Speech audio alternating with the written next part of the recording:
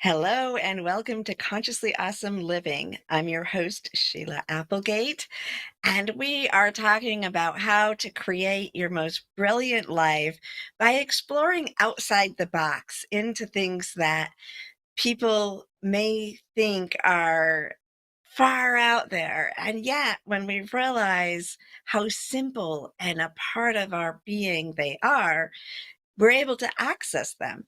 And I'm talking about it like that today because today we're going to talk about how to teleport time and space. And by the time I get done talking to you, you're going to be like, oh, yeah, that's kind of normal. So let's do that. Now, of course, I am referring to astral projection or out of body experiences. That's how a lot of people in the spiritual type of communities talk about it, or alternative spiritual and healing communities. You may hear of it in that way. But of course, I am a Trekkie at heart, and I've always thought about when on Star Trek, in the earlier days, when they would teleport in well, I'm mostly a Next Generation. That's what I grew up on. But in the earlier days of teleporting, they would show, like, talk about all their molecules going apart and coming back together, and they kind of would show the lights of it. And I always thought about that. And I end up, my body hurts when I've traveled across country in an airplane. So I always was like, oh my gosh, that must hurt. And how do they recover from that so quickly? But in reality, that is more like what we're doing when we're astral projecting or having an out of body experience. And most of us do it every night during our dreams. So it's actually not very difficult, nor is it hard on the body. It's actually quite gentle when we understand it. And of course, there's all different levels of this experience. If you are one that wants to it's still in the, I'm not sure about this mode, and you want to look into maybe some of the scientific experiments around it, I would highly recommend checking out the IONS website and some of the studies that they've done, because they do all kinds of different studies about energy and movement. And I know that there's some things that fit right into this. But today we're just going to assume that we're all going to take this journey. And my most favorite portal for any of this, our transportation portal, is imagination and meditation. And that often seems simple to people, but it's something we do every day. And if you think about when your mind is wandering, you're wandering into the past and you're thinking about things that happened, you can feel a full sense of nostalgia.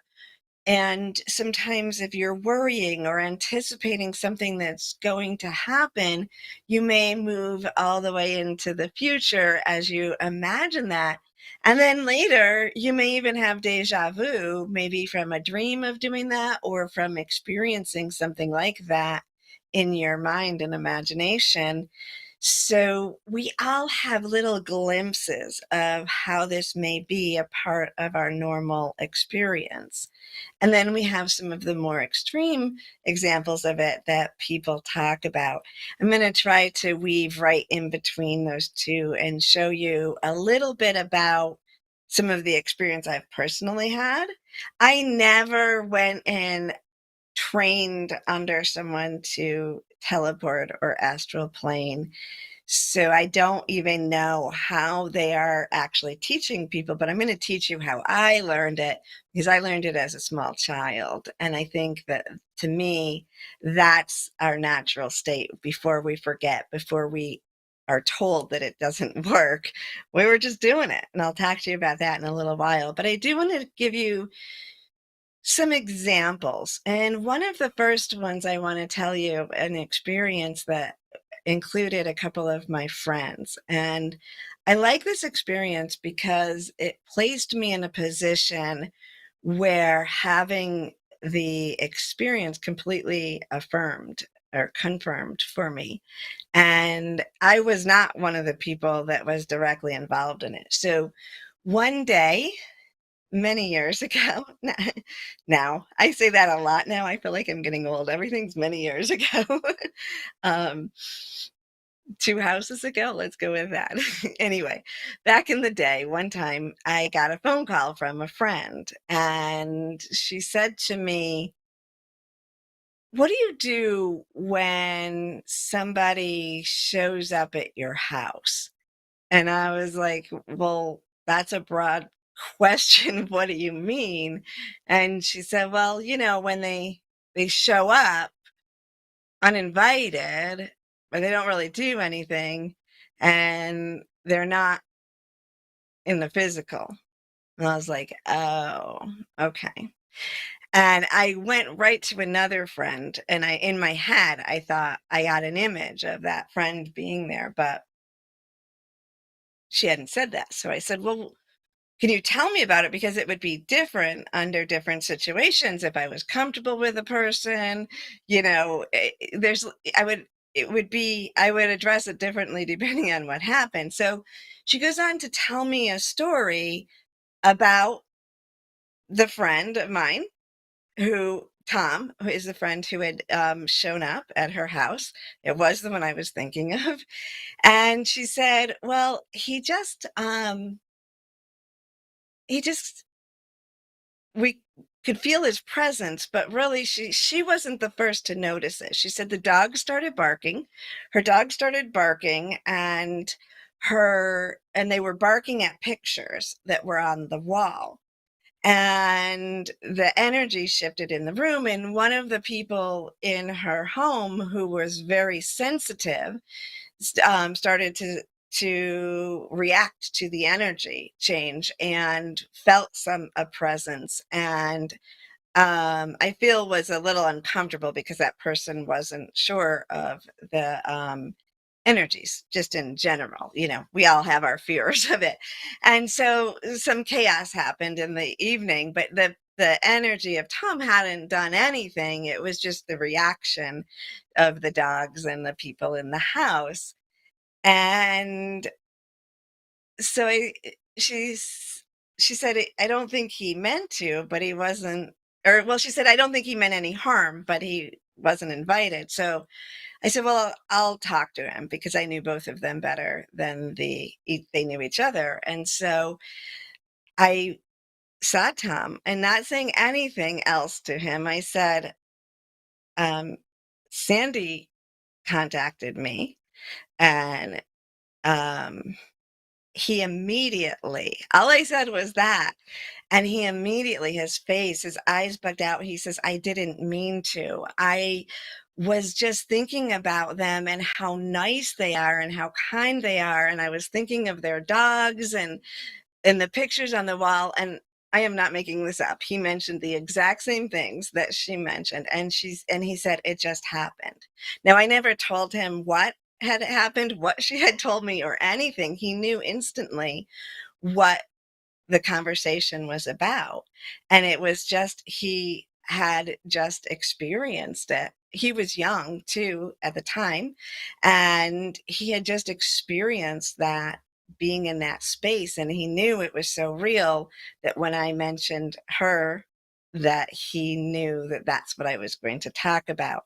And everything was fine, and it worked out, perfectly. But for me, and they may not even remember that moment, but for me, it was such confirmation of people on both sides experiencing it. And it was something that I didn't have to question in myself. It wasn't my experience being analyzed by myself, right? It was outside of me. And I got to witness two sides reacting to that. And then, of course, once they understood, it was very calm and comfortable, um, and they both understood each other. I think they ended up talking about that. So I just wanted to share that experience, because sometimes there's a few things in it, right? When we're afraid of things, sometimes we feel things in our house and we don't know how to interpret it. Now, both of those people had a foundation in a culture that understood that. But for some of us, we have a lot of fears that we put on different things that are unknown to us, and a lot of stories that are told to us that we should be protecting ourselves. If you are in love, we talked about that before, you're pouring love through you, you are protected. You're pouring love through your home, you are protected from these things. And it isn't that your people are harming each other. This is about a natural, just the love. If you look at that in that story, it was his love, his compassion, his feeling of appreciation that made him move into that space. So, a couple other times that this has been very notable to me was one time I was in England and my English mom was driving me to visit the castle she had grown up in, which is pretty cool in itself, right? Her father had been a butler when she was younger, and so she grew up in this castle in the countryside. And as we were driving there, we passed Stonehenge, and we weren't going to Stonehenge, we just passed it. And as we came up upon it, I felt myself leave my body in a sense and be in there. The energy of Stonehenge was so beautiful. And I just had this moment as we were driving by where I got to be right in the center of it, see it from that perspective, feel it, and experience the beauty of that energy. And while still being aware that I was in the car, or it happens above time, I guess. And so it felt like I was there longer, but I didn't, you know, pass out or anything in the car. It was just this natural experience. On the way back, we stopped at Stonehenge. And since the time I had been there when I was a teenager, they had put up all this fencing and to protect it. And so we couldn't even get close to it. And the contrast of being there physically, but separated from the fence, compared to the experience of being there in spirit that I had from that out of body experience when we drove by was so stark of a contrast that the experience of being there physically was not energetically pleasant. It was like I felt separate. I felt much further away than when I had just allowed myself to move into that space. And perhaps the most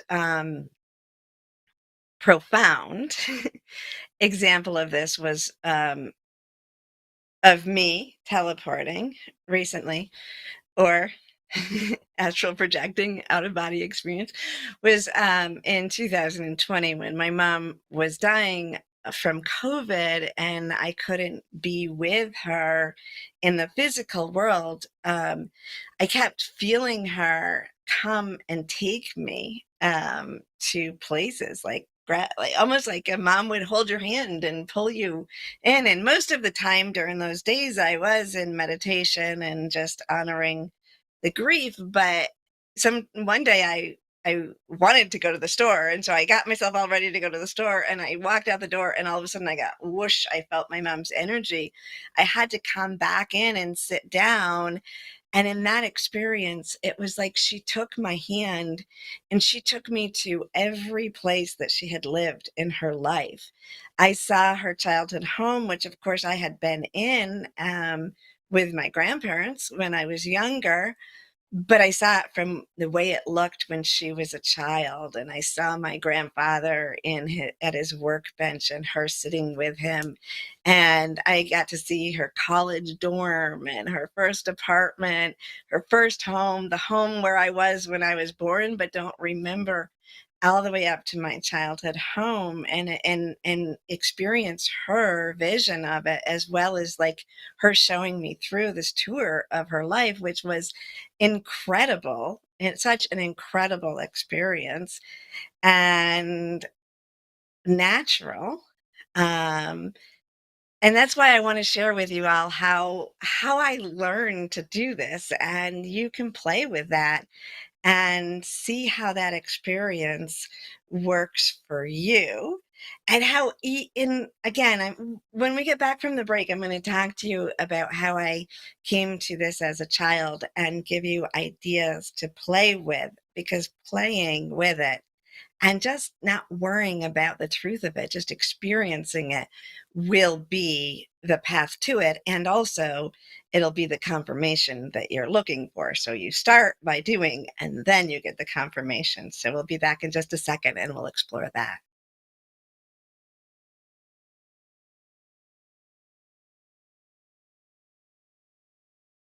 Soulivity Magazine and Beyond Words Publishing want to remind you about the importance of continuing to follow public health guidelines to protect yourself, your loved ones, and your community. Please continue to wear a mask, wash your hands, and watch your distance. Please visit these sites for further information about how to stay safe from COVID-19 into the new year. Remember, love protects us.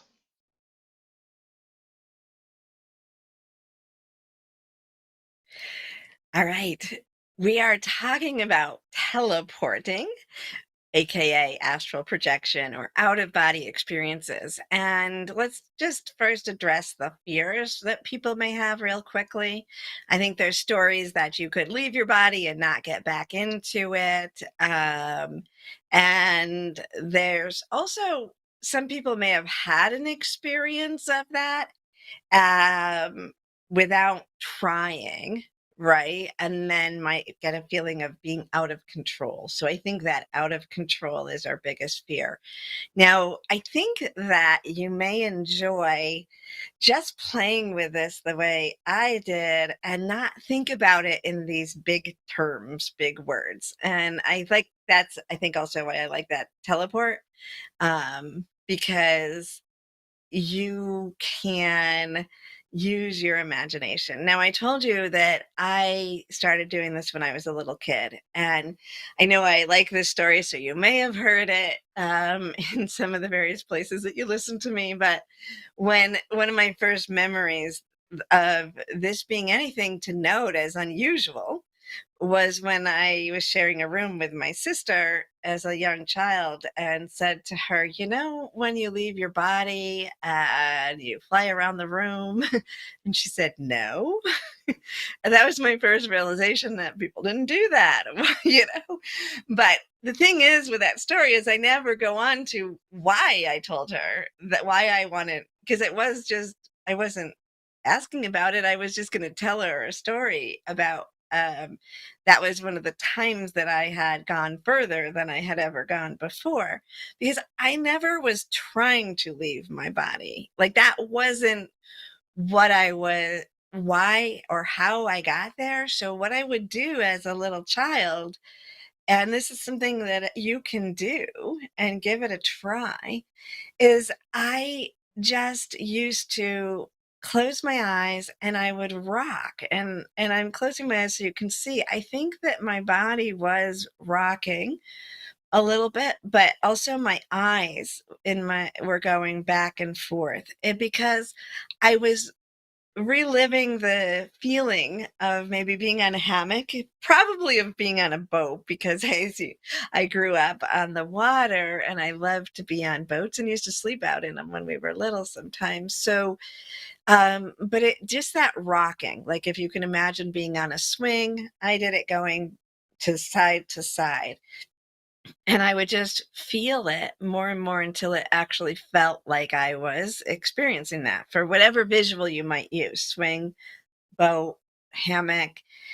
And then I would bring my attention a little above because it would make the feeling more intense. So I would move my attention from my physical body to just a little above my body because it felt good. That's the only reason I was doing it, because it felt good to me. I liked the feeling. It was soothing, it was calming, and it felt good. And then, because I always like a challenge, then once I realized I was doing it, not really thinking anything of the stories people say, I moved a little further. And then I would try to see how far I could get up and how long I could stay just above my body rocking.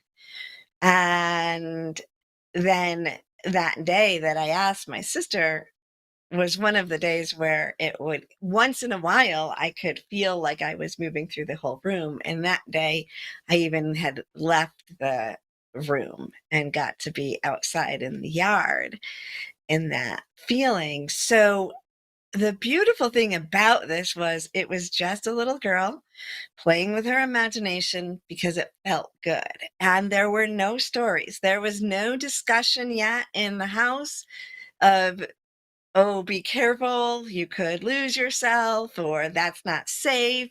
I was not instructed or dogmented on any of that. I was just doing that. So my suggestion is to just allow yourself to experience it for the fun of experiencing it and see how that moves you as a little girl, imagining, or little boy, or whatever gender you identify with. You could just imagine yourself young and experiencing that for the fun of it, and try to just let all the stories about it dissolve away from you if you've heard them, even mine, I guess. The other thing that I did next, because, I was having fun with this. So the other thing I remember in my childhood, late, a little older than those days, was that I used to imagine I was walking on the ceiling of my house. And now, in order to do that, you have to change your perspective. You have to imagine what the rooms would look like if it was flipped upside down. There was one part that I don't know why, but we had like in a corner of one of our ceilings, there was like a, maybe there was pipes there or something, but it was, there's a decline, and so the ceiling became lower in a small section of it. And I would imagine sitting on that. Like that was my bench because there was no furniture. And if you would go through a door, I would have to walk over the door. And I would imagine all of how I could make that space usable and livable. And I would just spend times looking up at the ceiling, first just looking at the room that I was in and the ceiling. And then from that space, I would go and walk through the other rooms and see what I would find and experience. And then afterwards, I would walk through the rooms in the physical and see if it looked the way it was looking in my imagination, in my head, to the point where it really felt that way.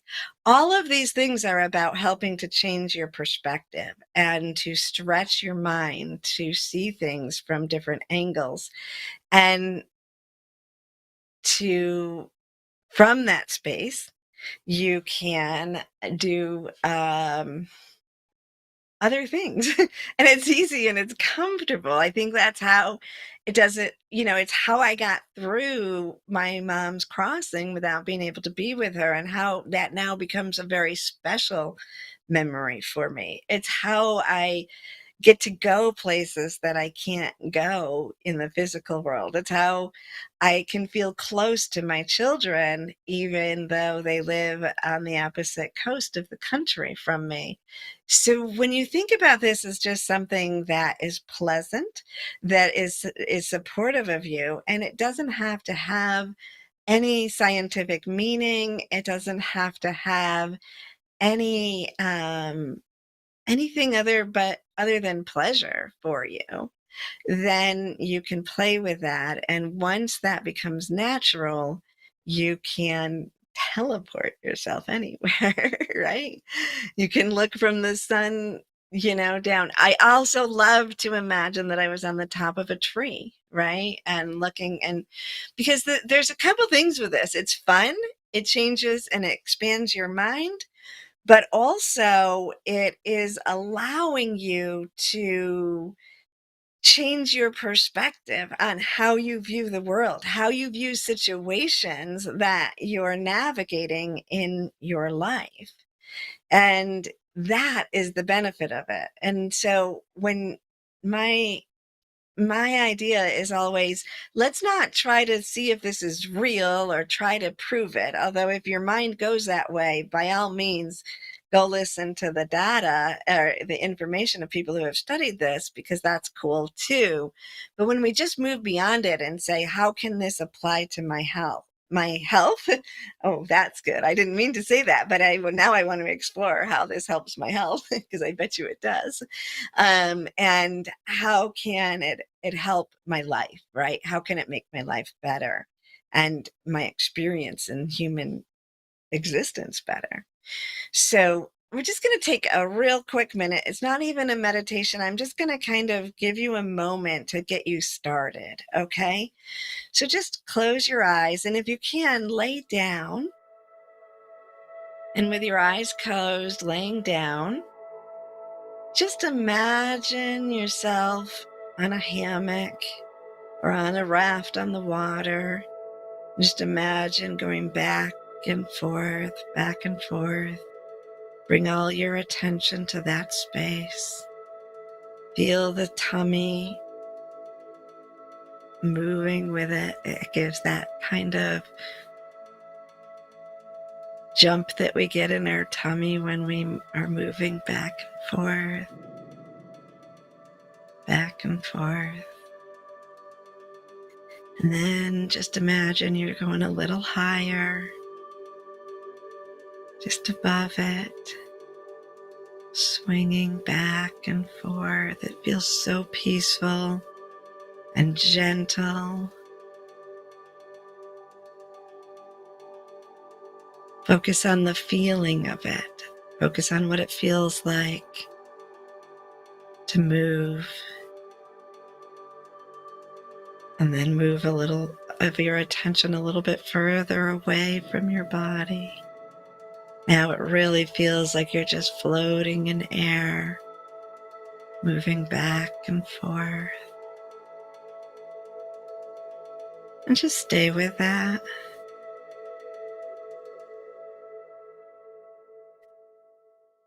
And then bring your attention back and open your eyes, still feeling peaceful. It's really that simple. And it'll be even easier without my words now that you've experienced that, just to do that over and over. And then when that's natural and you feel like it, you can just think of a place you'd like to be and imagine it. Lately, I have been going back to my home, and I've been going in every room and every drawer. The other day, I was opening cupboards and remembering what dishes were in each cupboard, whether I'm remembering them or not. And I thought about it. I'm looking at it in the past. That's where time and space is both intersecting, right? Because I know now that it's a home for people who need extra services. And so it looks very different. And I can go in and I can imagine it and see it and feel it as it is now. But I can also go back to my childhood and be right back in that time, in that space. This, my friends, is a joy, and it's playful and it's fun. And I want you to give it a try and then tell me what you're experiencing. And if you have had out of body experiences that are joyful or fun, and or even any that have frightened you a little bit, go ahead and write in the comments or send me an email at my website, SheilaApplegate.com. Tell me about the experience. I would love to know about it, and I can always follow back up with another show where we dive deeper into this, or maybe even a class. So let me know what your experiences are. Have an amazing week, and we will be back again next week.